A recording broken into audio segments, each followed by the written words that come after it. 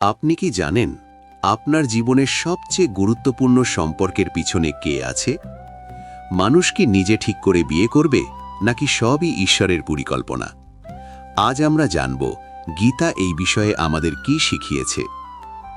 বিয়ে একটি সম্পর্ক যা শুধু দুটি মানুষের নয়, বরং দুটি পরিবারের এবং একটি সংস্কৃতির সংযোগ। কিন্তু প্রশ্ন হল, এটি কি শুধুই মানুষের সৃষ্টি?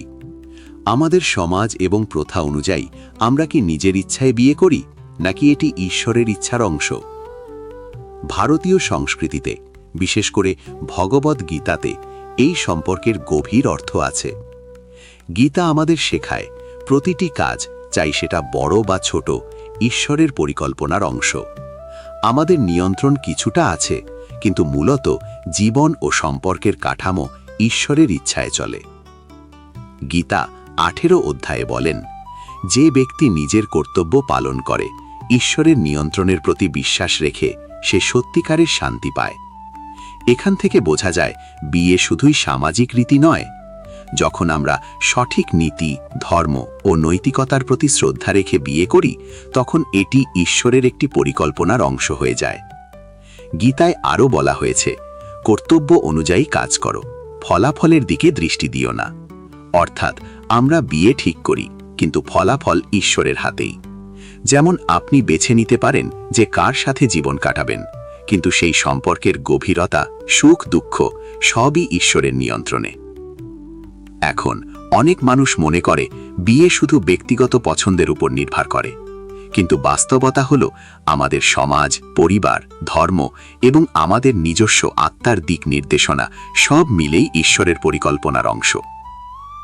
গীতা আমাদের শেখায়, যদি তুমি নিজের ইচ্ছা ঈশ্বরের নির্দেশের সাথে মিলিয়ে চলো, তখন জীবন সহজ হয়।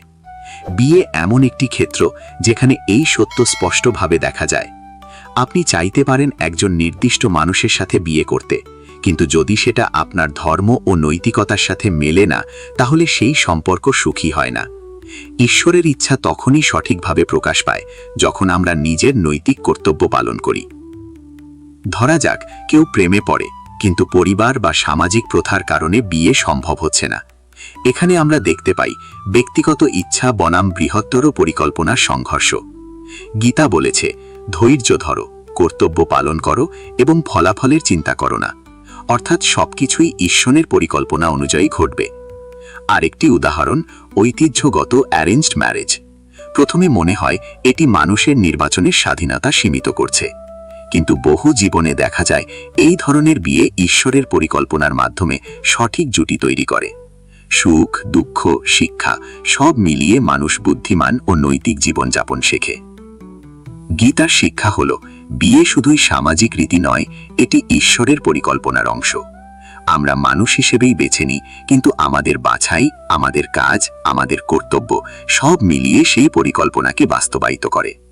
যে বিয়ে ধর্ম, নৈতিকতা ও কর্তব্যের সাথে মিলিয়ে করা হয়, তা শুধু একটি সম্পর্ক নয়, এটি আত্মার মিলন, দুটি জীবনের জন্য ঈশ্বরের একটি সুন্দর পরিকল্পনা। তাই মনে রাখবেন, আপনার বিয়ে, আপনার সম্পর্ক এবং আপনার জীবন সবই ঈশ্বরের ইচ্ছার সাথে সামঞ্জস্য রেখে চললে সুখ এবং শান্তি নিশ্চিত। আপনি কি নিজের বিয়ে কেবল নিজের ইচ্ছায় করেছেন, নাকি সেই নির্বাচনের মধ্যে ঈশ্বরের সূক্ষ্ম পরিকল্পনার ছোঁয়া আছে? পরবর্তীবারে যখন আপনি কাউকে ভালোবাসবেন অথবা জীবনসঙ্গী বেছে নেবেন, মনে রাখবেন, প্রতিটি সম্পর্কের পিছনে ঈশ্বরের একটি গভীর শিক্ষা লুকিয়ে আছে।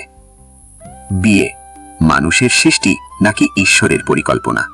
গীতার আলোকে উত্তর স্পষ্ট, এটি দুইয়ের মিলন, যেখানে ঈশ্বরের ইচ্ছা এবং মানুষের কর্তব্য একসাথে চলে।